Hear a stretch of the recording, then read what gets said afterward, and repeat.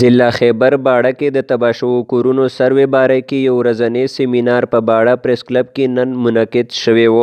دا سیمینار د ضلع خیبر اوسیدونکي د ایچ بی کې ګروپ ډایرکټر حاجی معروف خان افریدي په مشرانۍ کې په یو پوینټ ایجنډا د تباه شوو کورونو سروې په متعلق باندې وشو.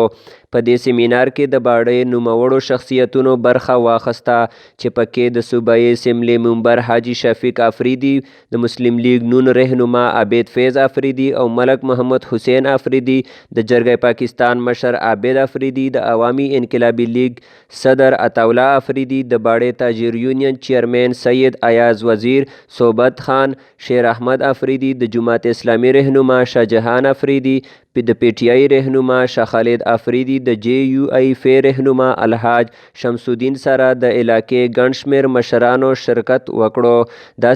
د سیمینار کې مقررینو وویل چې تباه شوي کورونو سروې د یو کس مسله نه بلکې د ټولې باړې تحصیل د عوامو مسله ده چې له وجې یې د افریدي هرې قبیلې ته یو غټ نقصان شوی دی. مقررینو وویل چې زموږ تحریک او جدوجهد به هغه وخت پورې جاري وي تر کومه پورې چې تباه شوو کورونو سروې شناختي کارت باندې وکړلی شي.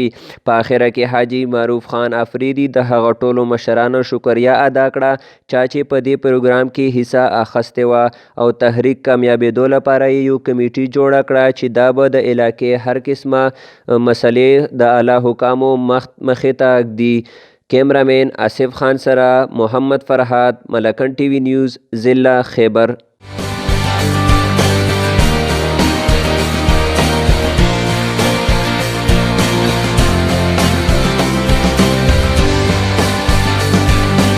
درگئی یو معیاری تعلیمی ادارہ د تعلیم سره سره د جسمانی تربیت خصوصی انتظام، اعلی تعلیم یافتہ ټیچنګ سټاف.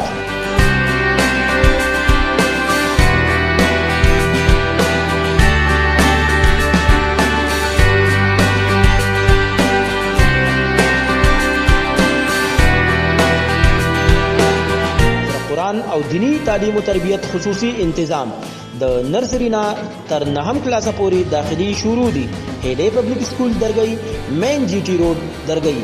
رابطہ نمبر 0334 844 78 28.